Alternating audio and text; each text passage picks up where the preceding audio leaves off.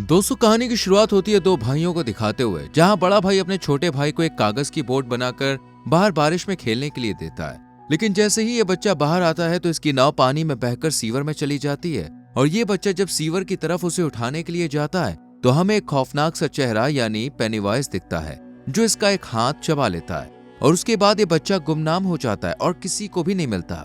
इसके बाद हम माइक नाम के एक लड़के को देखते हैं, जो कि भेड़ को शूट करने में बहुत डर रहा था। अब क्योंकि ये इसका फैमिली बिजनेस था तो इसे ना चाहते हुए भी ये करना पड़ता है। खैर, इसके बाद सीन शिफ्ट होता है स्कूल पर, जहां बेवरली नाम के स्टूडेंट को बच्चे चिढ़ा रहे थे। साथ ही हमें पता चलता है कि वेकेशन आने की वजह से स्टूडेंट काफी खुश हैं। इसी बीच हम एक परेशान औरत को देखते हैं जो कि अपने बच्चे को ढूंढ रही थी। वहीं दूसरी तरफ हमें हेनरी नाम का लड़का भी दिखाया जाता है, जो कि बहुत ही बदतमीज और शरारती था। ये सब बच्चों को परेशान करता था।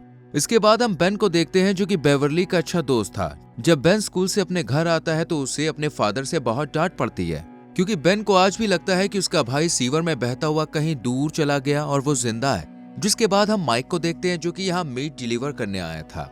लेकिन तभी उसकी नजर एक दरवाजे पर पड़ती है, जहाँ उसे कुछ अजीब दिखाई देता है और फिर डोर ओपन होता है और बहुत सारे हाथ और पेनीवाइज दिखते हैं। इतना ही नहीं, यहाँ हेनरी अपने दोस्त के साथ आकर उसे परेशान करने लगता है और फिर यहाँ से चला जाता है। वहीं हम बिल को देखते हैं, जो कि अपने डैड के ऑफिस में बुक रखते वक्त एक भूत या पेंटिंग को देखता है, जिसे देख के वो काफी डर जाता था। असल में दोस्तों, ये पेनीवाइज ही है, जो लोगों के डर को जानकर उनसे ही उन्हें डराता है। बिल अपने दोस्त को लेकर उसी सीवर की तरफ जा रहा था। वहीं बेन लाइब्रेरी में पोएट्री लिख रहा था। साथ ही वो डेरी नाम की जगह और वहां होने वाली घटनाओं के बारे में भी पढ़ता है। लेकिन तभी उसे अपने पास कुछ अजीब सा महसूस होता है, यानी पेनीवाइज ने उसके डर को पहचान लिया था और उसे एक गुब्बारा भी उड़ता हुआ दिखता है, जिसे देखकर बेन उसके पीछे चल देता है। हालांकि ये गुब्बारा सिर्फ बेन को ही दिखता है, इसलिए वो ईस्टर्न एग को देखते हुए लाइब्रेरी पहुंच जाता है, जहां इसे आधा सर कटा हुआ इंसान दिखता है, जो कि इसे मारना चाहता था। लेकिन बेन इससे बचकर बाहर तो आ जाता है, पर हेनरी के हाथ लग जाता है। ये लोग बेन के पेट पर चाकू से एच लिखते हैं। इसी बीच यहाँ से एक कपल कार से गुजरता है, जो कि बेन के हेल्प चिल्लाने पर भी उसकी हेल्प न करके सीधा निकल जाता है। लेकिन बेन अकेला ही इन्हें चकमा देकर भाग जाता है, पर फिर भी ये बेन का पीछा नहीं छोड़ते। इधर बिल अपने भाई को ढूंढता हुआ सीवर के लास्ट पॉइंट पर आता है। इसी बीच इन्हें बेन भी मिल जाता है, लेकिन जो बिल का दोस्त था वो उसके भाई को ढूंढता हुआ अकेले ही अंदर चला जाता है, जिसे पेनीवाइज मार डालता है। लेकिन ये लोग अंदर जाने के बजाय बेन के ट्रीटमेंट के लिए इक्विपमेंट लेने चले जाते हैं। लेकिन जब इनके पास पैसे कम पड़ जाते हैं तो बेवरली जो यहीं थी वो इनकी हेल्प करती है और ये लोग बेवरली को तालाब पर चलने के लिए कहते हैं। इधर हम देखते हैं कि बेवरली के फादर उसे सिड्यूस करने की कोशिश करते हैं, इसलिए बेवरली काफी परेशान रहती है। इस बार तो वो इतना तंग हो जाती है कि वो अपने ही बाल कट कर देती है। इसके बाद बेवरली और ये सब दोस्त तालाब पर खूब मजे करते हैं और फिर बेन के घर जाते हैं। यहाँ बेन ने काफी सारी इंफॉर्मेशन और पेपर्स अपने घर में लगाए हुए थे। बेन इन सबको बताता है कि इस शहर से बहुत सारे लोग गायब हुए, लेकिन इनका कोई सबूत, कोई निशान नहीं मिला। लेकिन हाँ, इन लोगों के कपड़े कुएं के पास खून में लथपथ जरूर मिले, पर आज तक कोई नहीं जानता कि इसके पीछे है कौन। इसके बाद हम बिल के दोस्त एडी को देखते हैं, जो कि स्कूल से घर वापस लौट रहा था। तभी उसे रास्ते में एक पुराना सा घर दिखता है। एडी के दवाई लेने का टाइम हो गया था, इसलिए जब वो यहाँ रुककर दवाई खाने लगता है तो उसे कुछ अजीब सी आवाजें सुनाई देती हैं। ये सुनकर एडी डर के जल्दी से यहाँ जाने लगता है। लेकिन तभी एक डरावना गंदा सा शख्स उसे आकर डराता है और उसी घर में ले जाने की कोशिश करता है, पर एडी से बच के निकल जाता है। वहीं बेवरली जब घर आती है तो उसे एक पोएट्री कार्ड मिलता है।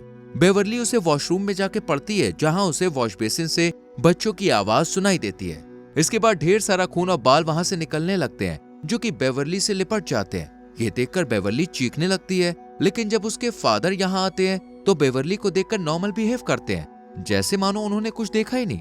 इधर बिल अपने छोटे भाई को याद कर रहा था, लेकिन तभी उसे महसूस होता है कि कोई उसके पास है और फिर उसे पैरों के निशान दिखते हैं, जिन्हें फॉलो करते करते वो अपने भाई के पास चला जाता है, जो बिल को लेकर बेसमेंट में जाता है, जहां पेनीवाइज उसके सामने आकर उसे मारने की कोशिश करता है, पर बिल बच निकलता है। वहीं बिल अपने दोस्तों को बुलाकर अपना वॉशरूम दिखाती है। यहाँ सबको ब्लड दिखता है, पर बेवरली सोचती है कि उसके फादर को क्यों नहीं दिखा। इसके बाद सब खून को साफ करते हैं। अब सबको लगने लगता है कि कुछ तो है जो हम सबको परेशान कर रहा है। इसी बीच उन्हें माइक की साइकिल और हेनरी की कार दिखती है। ये लोग इन्हीं की तरफ बढ़ते हैं, जहां हेनरी और उसके दोस्त माइक को जबरदस्ती कच्चा गोश्त खिला रहे थे। माइक को कुछ दूरी पर पेनीवाइज एक बच्चे का हाथ खाता हुआ दिखता है। लेकिन तभी उसके दोस्त यहाँ आ जाते हैं और दोनों ग्रुप में लड़ाई होने लगती है।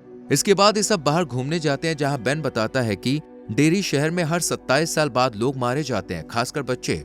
शुरू में ऐसा होता रहता है, लेकिन फिर सब नॉर्मल हो जाता है। बेन की बात सुनकर ये सब समझ जाते हैं कि कोई 27 साल बाद आकर बच्चों को खाता है और फिर छुप जाता है। साथ ही इन्हें यह भी पता चल जाता है कि वो बच्चों को उन्हीं चीजों से डराता है जिससे वो सबसे ज्यादा डरते हैं, यानी उनका डर जो है वो उसको अपना हथियार बनाता है। जैसे कि ज्यादातर बच्चों का डर है जोकर।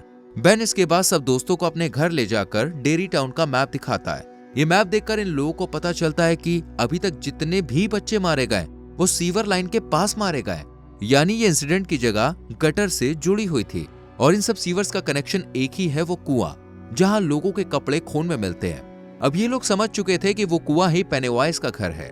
ये सुनकर एडी काफी डर जाती है, इसलिए ये लोग प्रोजेक्टर बंद कर देते हैं। पर ये प्रोजेक्टर फिर से अपने आप ऑन हो जाता है और एक के बाद एक तस्वीरें बदलने लगती हैं। इसी बीच बिल के छोटे भाई की भी फोटो आती है और फिर पेनीवाइज प्रोजेक्टर में से निकलकर बाहर आ जाता है और सब बच्चों को डराने लगता है। ये सब देखकर बिल कहता है कि हम हिम्मत करके उसे पुराने खंडर पड़े कुएं में जरूर ले जाएंगे और पेनीवाइज का सामना करेंगे। ना चाहते हुए भी इसकी बात पर सब राजी हो जाते हैं और उसी घर में चले जाते हैं। बिल कहता है कि अगर हमने इसे अभी नहीं रोका तो ये और लोगों की जान ले सकता है और हो सकता है कि अगला शिकार हम में से कोई एक हो। ये सुनकर सब जोश में आ जाते हैं और इस घर में चले जाते हैं। पेनीवाइज इन्हें विजुअल्स दिखाकर अलग अलग कर देता है और एडी को वही डरावना सा भूत दिखता है जो उसे घर के बाहर उस दिन दिखा था। इसे देखकर एडी काफी डर जाता है और ऊपर से नीचे आ गिरता है। वहीं दूसरी तरफ हम रिची को देखते हैं, जो कि कमरे में आता है और दरवाजा अपने आप लॉक हो जाता है और यहाँ बहुत सारे जोकर्स और पेनीवाइज उसे डराने लगते हैं। लेकिन इससे पहले कि पेनीवाइज उसे मारता, बिल उसे बचा लेता है। अब पेनीवाइज इनकी तरफ अटैक करने के लिए आगे बढ़ता है, पर ये लोग पेनीवाइज के सर में रॉड मारकर उसे वहीं जख्मी कर खुद को बचा लेते हैं। लेकिन पेनीवाइज अब भी जिंदा था। पेनीवाइज अपने बड़े बड़े नाखूनों से सब बच्चों को डराता है, लेकिन ये सब एक साथ थे, इसलिए ये इसका सामना करते हैं। और पेनीवाइज भी जख्मी होने की वजह से इन्हें मारने के बजाय यहाँ से चला जाता है। जाते वक्त बिल इसका पीछा करता है और देखता है कि पेनीवाइज उसी कुएं के अंदर जा रहा है, इसलिए ये सब यहाँ से बचकर भाग जाते हैं। बिल फिर से अपने दोस्तों से उस घर में जाने के लिए कहता है, लेकिन बेवर्ली तो राजी हो जाती है, पर सभी दोस्त मना कर देते हैं। इसी बीच इन दोस्तों में लड़ाई होने लगती है। बेवर्ली ने समझाती है कि हमें आपस में नहीं लड़ना चाहिए, क्योंकि पेनीवाइज यही चाहता है कि हम सब अलग हो जाएं और हमारी जो ताकत है वो कमजोर पड़ जाए। लेकिन कोई भी इस बात को नहीं सुनता। वहीं दूसरी तरफ हेनरी को अपने घर के पास एक बलून उड़ता हुआ दिखता है। साथ ही से बॉक्स में वो चाकू भी मिलता है जिससे वो बेन को मारना चाहता था। इसे छूने के बाद हेनरी पर पेनीवाइज का कब्जा हो जाता है। पेनीवाइज हेनरी से उसी के फादर को मरवा देता है। इसमें हेनरी की कोई गलती नहीं थी, क्योंकि वो तो पॉजेस्ड था। इधर बेवर्ली के फादर उसके साथ जबरदस्ती करते हैं। बेवर्ली अपने फादर से बचकर वॉशरूम में खुद को बंद कर लेती है, लेकिन उसका फादर वॉशरूम का दरवाजा तोड़ देता है और अंदर आकर उसके साथ मिसबिहेव करता है। ये देखकर बेवर्ली को बहुत गुस्सा आता है और वो सिंक उठाकर अपने फादर के सिर पर मार देती है और इसका फादर यहीं बेहोश हो जाता है। तभी बिल बेवर्ली के घर आता है और देखता है कि पेनीवाइज बेवर्ली को अपने साथ लेके आए। बिल ये बात अपने सभी दोस्तों को बताता है। ये सुनकर सभी दोस्त उस घर में पूरी तैयारी के साथ जाते हैं ताकि वो पेनीवाइज का सामना करके उसे मार सके। वहीं दूसरी तरफ हम बेवर्ली को देखते हैं, जिस पर कुछ खून की बूंदें गिरती हैं, जिससे वो होश में आ जाती है। बेवर्ली देखती है कि वो एक सीवर में है जहां बहुत से बच्चों की आत्माएं उड़ रही हैं। इसी बीच पेनीवाइज बेवर्ली के सामने आकर उसे डराने की कोशिश करता है, पर जब बेवर्ली उससे नहीं डरती तो पेनीवाइज एक खतरनाक सा रूप लेकर उसके सामने आता है, जिसे देखकर बेवर्ली बेहोश हो जाती है। इसी बीच ये सब बच्चे भी कुएं में चले जाते हैं और यहाँ माइक और हेनरी भी आ जाते हैं। दोनों के बीच लड़ाई होती है और माइक हेनरी को कुएं में फेंक देता है। इन दोस्तों में से एक दोस्त अलग हो जाता है, जिसे वही पेंटिंग वाली औरत दिखाई देती है, जो कि इसे मार देती है। लेकिन इसी बीच सभी दोस्त यहाँ आ जाते हैं। बिल को यहाँ अपना छोटा भाई भी दिखता है, जिसे देखकर बिल उसके पीछे जाता है, जहाँ बिल और उसके दोस्त देखते हैं कि बेवर्ली हवा में लटकी हुई है। ये लोग बहुत मुश्किल से इसे नीचे लेके आते हैं, लेकिन अब भी ये पेनीवाइज के कब्जे में थी। ये देखकर बेन उसे हक करता है, क्योंकि वो उसे पसंद करता था। ऐसा करने से बेवर्ली पेनीवाइज के कब्जे से बाहर निकल आती है।